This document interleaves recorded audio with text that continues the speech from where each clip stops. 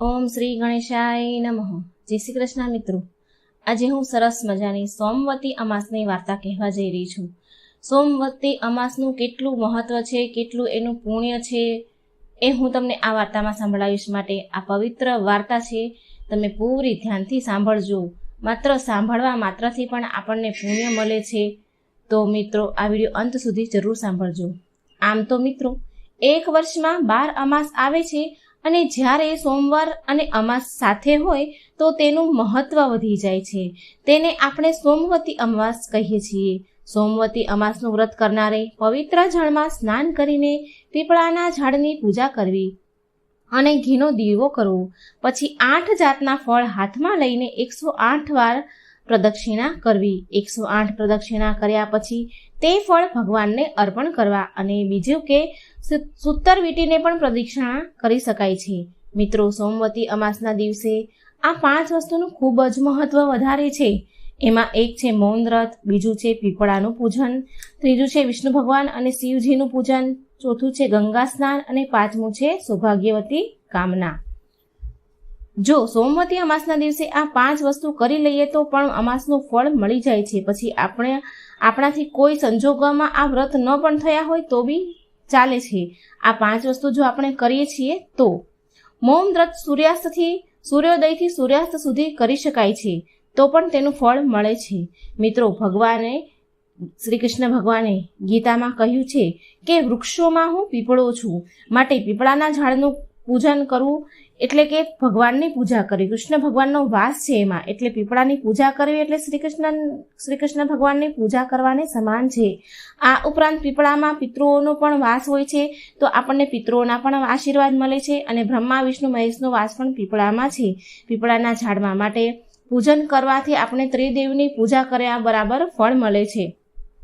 સોમવતી અમાસના દિવસે શિવ પાર્વતીની પૂજા કરવાથી અખંડ સૌભાગ્યવતીના આશીર્વાદ મળે છે. અને આ દિવસે ગંગા સ્નાનનું ખૂબ જ વધારે મહત્વ છે કે ગંગાજી ક્યાંથી આવે છે. આ પ્રશ્ન આપણે કરીએ તો એ ક્યાંથી આવે છે, તો એનો જવાબ છે શિવજીની જટામાંથી.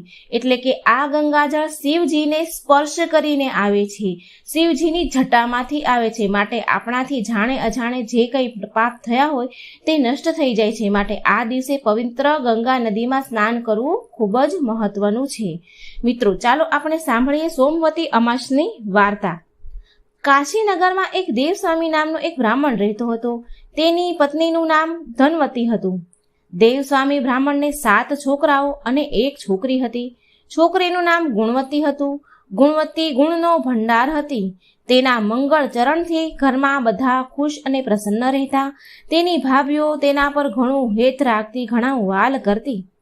એક દિવસ એક બ્રાહ્મણ તેના ઘરે ભિક્ષા લેવા આવ્યો. 7 વહુએ બ્રાહ્મણને ભિક્ષા આપી. બ્રાહ્મણે સૌને અખંડ સૌભાગ્યવતી રહો એવા આશીર્વાદ 7 વહુને આપ્યા.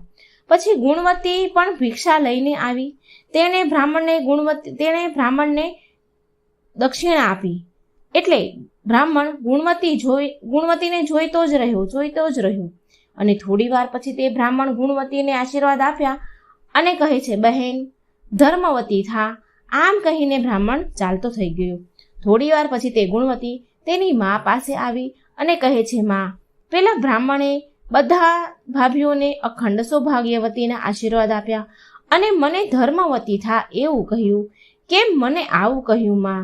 પુત્રીની વાત સાંભળી ધર્મવતીને નવાઈ લાગી.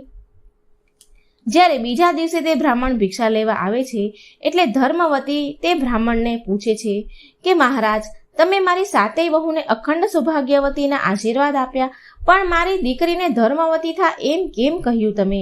એટલે તે બ્રાહ્મણ મહારાજ બોલ્યા કે મેં જે કહ્યું તે બરાબર કહ્યું છે.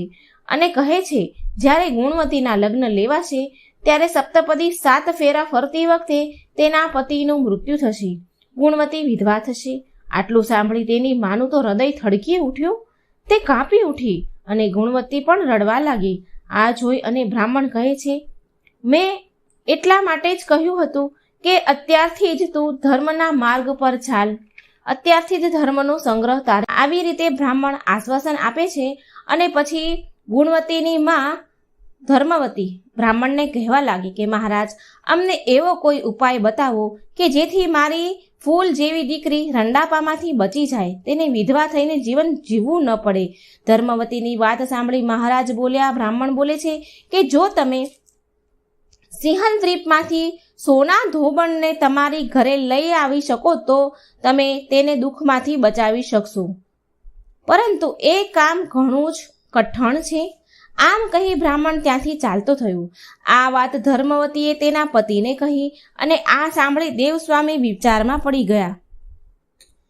સિંહલ દ્વીપમાં જવું ખૂબ અઘરું છે. 7 સમુંદર પાર કરીએ ત્યારે સિંહલ દ્વીપ આવે તો ત્યાં જવું ખૂબ જ કઠણ છે. ત્યાં જવું શી રીતે?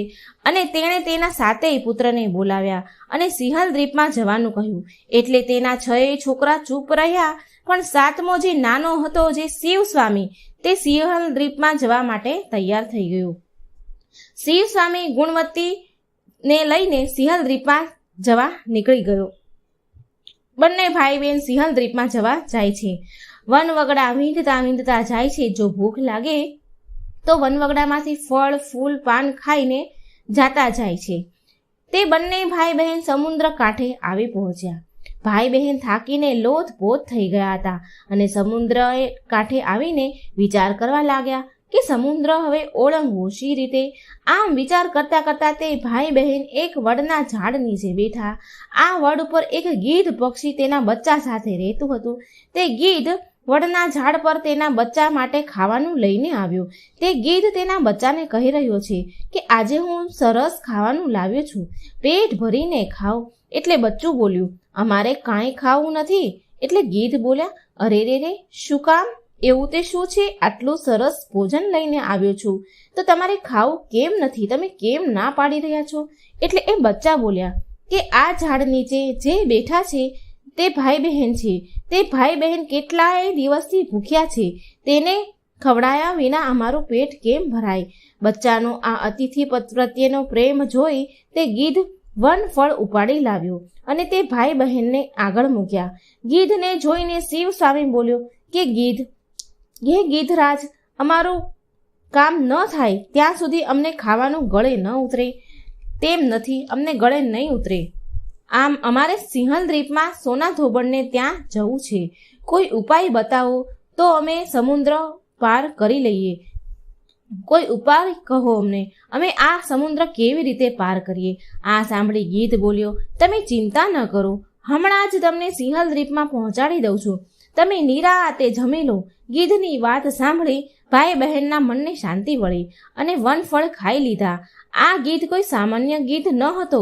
આ ગીધ જો ધારે ને તો 10 માણસને સામટા ઉપાડી શકે તેવો બળવાન હતો. તેણે પોતાની પીઠ ઉપર ભાઈ બહેનને બેસાડી દીધા અને તે આકાશ માર્ગે ઉડવા લાગ્યો. ગીધ ઘડીક વારમાં તો થોડી વાર થઈ એટલી વારમાં તો ઉછળતા સાગરને પહેલે પાર પહોંચી ગયો અને સોના ધોબણના ઘરે આવી ગયા. આગળ બંને ભાઈ બહેનને ઉતારી દીધા. હજુ સવાર પડવાની થોડી વાર હતી એટલે ભાઈ બહેન વિચાર કરી રહ્યા છે કે હવે શું કરવું. ગુણવતીએ કહ્યું, ભાઈ, આપણે સોના ધોબણને કંઈક સેવા ચાકરી આપણે તેની કરવી જોઈએ તો સોના ધોબણ રાજી થાય, આપણે એવું કંઈક કામ કરીએ. આમ વિચારી ગુણવતીએ તેના ઘર આંગણામાંથી કચરો કાઢવા માંડી. શિવ સ્વામી કુવેથી પાણી ભરી લાવ્યો. ગુણવતીએ સોના ધોબણનું આંગણું લીપ્યું, સરસ મજાનું સ્વચ્છ આંગણું કર્યું અને સૂર્ય ઉગે તે પહેલા તે દૂર જઈને બેઠા. સવાર પડી. સોના ધોબણ આળસ મરણીને ઉઠી અને ઘરની બહાર નીકળી અને તેને જોયું કે તેનું આંગણું કેટલું સરસ ચોખ્ખું છે અને લીપેલું છે. તેને આશ્ચર્યનો પાર ન રહ્યો. એ ઊભી વિચાર કરવા લાગી, અરે, મારું આંગણું લીપ્યું કોણે? તે વિચારમાં પડી ગઈ. કઈ સમજણ ન પડી તેને. આમ રોજ ભાઈ બહેન નિત્ય સવારે સોના ધોબણનું આંગણું લીપવા લાગ્યા. સોના ધોબણ રોજ સવારે જુએ અને નવાઈ પામે અને આજે રાત્રે તો જાગતી બેસી રહી. તે રાતનો છેલ્લો પહોર હતો. ત્યાં તો સોના ધોબણે 2 જણાને આંગણું લીપતા જોયા. સોના ધોબણ થોડી વાર તો જોઈ રહી, પછી તે દોડી આવી તે બંને ભાઈ બહેન પાસે અને તેને પૂછ્યું કે ભાઈ, તમે કોણ છો? મારું આંગણું રોજ તમે શા માટે લીપો છો? એટલે શિવ સ્વામી બોલ્યો, હું બ્રાહ્મણનો છોકરો છું અને આ મારી બહેન ગુણવતી છે અને તમને તેડવા માટે અમે આવ્યા છીએ. અમે તમારી સેવા ચાકરી કરીને તમને રાજી કરવાના માંગીએ છીએ. સોના ધોબણ તો ચિંતામાં પડી ગઈ. બ્રાહ્મણના બાળકો મારું ઘર લીપે તે બોલી ઉઠી, ભાઈ તમે મારા અતિથિ છો, મારે તમારી સેવા કરવી જોઈએ, અને વળી તમે બ્રાહ્મણ છો એટલે જો હું તમારી પાસે કામ કરાવું તો પાપમાં પડું. તમારે જે કામ કરવું હોય તે મને કહો, હું આનંદથી કરીશ. શિવસ્વામી બોલ્યો. તેની પોતાની બહેનની બધી વાત કરી અને ગમે તેમ રીતે ગુણવતીના લગ્ન સમયે તેને ઉપસ્થિત રહેવા માટે આગ્રહ કર્યો. સોના ધોબણે તેના પોતાના દીકરાની વહુને કહ્યું કે હું જાઉં છું, જો આપણે ઘરે કોઈ મરી જાય તો હું આવું ત્યાં સુધી સાચવી રાખજો. આમ કહી સોના ધોબણ તેના વ્રતના પ્રભાવે આકાશ માર્ગે ભાઈ બહેનને લઈને ઉડી. ઘણી વારમાં બધા કાશીનગર આવી ગયા. સોના ધોબણને પોતાના ત્યાં આવેલી જોઈ ગુણવતીના માતા પિતાનો આનંદનો પાર ન રહ્યો. ગુણવતીના માતા પિતાએ ઉજ્જૈનના રુદ્ર શર્મા નામે એક ગુણવત શર્મા નામનો છોકરો હતો. તેની સાથે ગુણવતીનું વ્યભિચાર કર્યું અને લગ્ન લેવડાવ્યા. ઉજ્જૈનથી જાન આવી પહોંચી. લોકો જાત જાતની અટકળો કરવા લાગ્યા. ચોરીમાં મંગળ ફેરા ફરાતા હતા. ત્યાં તો રુદ્ર શર્મા બેભાન થઈને પડ્યો. લગ્ન મંડપમાં હાહાકાર વર્તાયો. સગા વહાલા કલ્પાંત કરવા લાગ્યા. સોના ધોબણે બધાને શાંત રહેવા સમજાવ્યા અને સોના ધોબણે સોમવતી અમાસના વ્રતનું પુણ્ય અર્પણ કરીને રુદ્ર શર્મા ઉપર પાણીની અંજલિ છાંટી. રુદ્ર શર્મા તુરંત બેઠો થયો. સોના ધોબણનો આનંદનો પાર ન રહ્યો. ગુણવતી પણ ખુશ થઈ. ગુણવતી સોના ધોબણને પગે પડી. સોના ધોબણે પ્રેમથી તેના છાતી સરસે ચાપી દીધી. સોના ધોબણે બધાની વિદાય લઈ અને ત્યાંથી ચાલી નીકળી. તે સિંહલ દ્વીપમાં તેના ઘરે આવી પહોંચે છે. માર્ગમાં એક બાઈ કપાસનો ભાર ઉતારીને થાક ખાતી હતી. તો તે બાઈ બોલી, બહેન જરા ભાર ચડાવો ને. સોના ધોબણ બોલી, બહેન મારે સોમવતી અમાસનું વ્રત છે, હું તમને ભાર નહીં ચડાવું. સોના ધોબણ આગળ ચાલી તો એક બાઈ મૂળાનો ટોપલો લઈને બેઠી હતી. તે બાઈએ પણ સોના ધોબણને કહ્યું, બહેન મને ટોપલો ચડાવો ને. સોના ધોબણ બોલી, બહેન મારે વ્રત છે, સોમવતી અમાસનું વ્રત છે, હું ભાર નહીં ચડાવું. આમ કહી સોના ધોબણ તેના ઘરે ચાલતી થઈ. રસ્તામાં પીપળો આવ્યો એટલે સોના ધોબણે 8 ફળ લઈને 108 પીપળાની પ્રદક્ષિણા કરી ભગવાનનું પૂજન કર્યું. સોના ધોબણે જ્યારે સોમવતી અમાસનું પુણ્ય અર્પણ કર્યું હતું, જ્યારે તે અંજલિ છાટી હતી ગુણવતીના પતિને, ત્યારે તે જ સમયે સોના ધોબણના ઘરે તેના બધા જ 7 પુત્રો મરી ગયા હતા. અને બધું આ જે એની અમાસની જે અર્પણ કર્યું એના કારણે થયું હતું. આ બધું અને બધી વહુઓ બીજા સોના ધોબણની આવવાની વાટ જોઈ રહી હતી કે અમને માં કહીને ગયા છે કે કોઈ મરે તો હું આવું ત્યાં સુધી વાટ જોજો. આમ તેની વહુઓ તેમની સાસુની વાટ જોવા લાગી. પરંતુ સોના ધોબણે પીપળાની પ્રદક્ષિણા કરી અને ભગવાનનું પૂજન કર્યું. ત્યાં તો તેના મરેલા બધા જ પુત્રો સજીવન થયા. સૌનો આનંદનો પાર ન રહ્યો.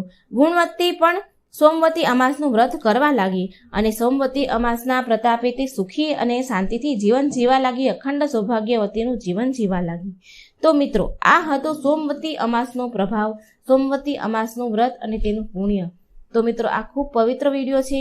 બને ત્યાં સુધી શેર કરજો, લાઈક કરજો અને મારી ચેનલને સબસ્ક્રાઈબ જરૂર કરજો. જય શ્રી કૃષ્ણ. રાધે રાધે. Thank you.